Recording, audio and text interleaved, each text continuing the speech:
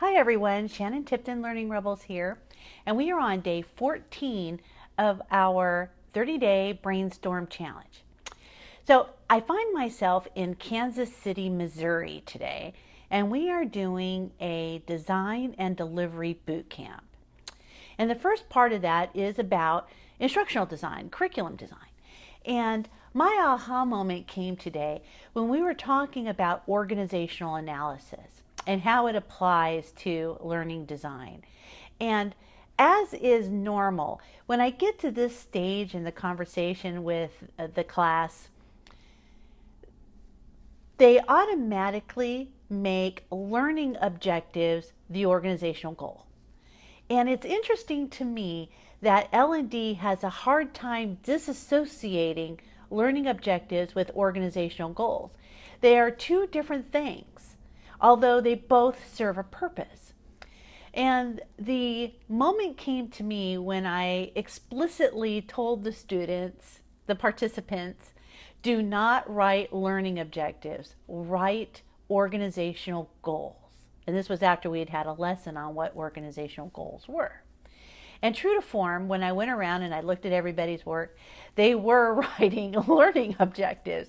They thought they were writing organizational goals, but they were writing learning objectives, the typical learning objectives of the student will know XYZ, the student will understand XYZ, the student will be able to perform XYZ.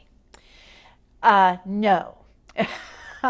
Organizational goals are about the organization. So my question to the student then becomes, if the student in your class is able to do or perform XYZ at the end of your class, how does that benefit the organization? Why is it good that your student learned how to do XYZ? And they all sat back and went, oh, well, we hadn't thought about it that way. Well, okay, now's your time. Let's think about it. So we went through this process. So I said, why is it good for the organization? And then they said, well, this is why. Okay, why is that good for the organization? Well, because of this. Okay, well, why is that important to the organization? And it's the same theory as root cause analysis when we're talking about the 5 whys. Why? Well, the same applies here, only how is it good? How is it good? How is it good? And at the end of that third or fourth, how is it good? If you don't have an answer as to why your course is beneficial to the organization, not the participant, why it's good for the organization, then your course has no purpose. Your course needs a purpose, and it needs to have a purpose to the organization. And when explained like this, the students went, ding, oh, I get it now, okay, but I don't understand how my course fits. Well, don't shoehorn your course into an organizational goal. So now's the time to go back to the business sponsor and say, I don't understand how this course benefits the overall business. And if the business sponsor can't explain it to you, then you have bigger issues, right?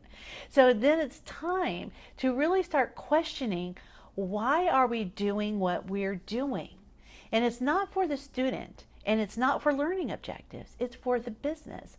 Because remember, a Learning Rebels mantra here is to be able to provide learning to the end user when they need to have it, most importantly, when the business needs them to have it. So if the business doesn't need them to have it, then why are we giving it to them? Why are we spoon feeding information that they don't need to have? So that was my aha moment today that I wanted to discuss with everybody.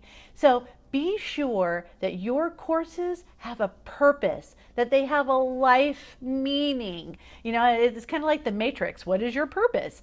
So being able to answer that question will be able to bring value, will be able to bring L&D value to the business. And that's really what you want to do, right? So that's my thought for the day.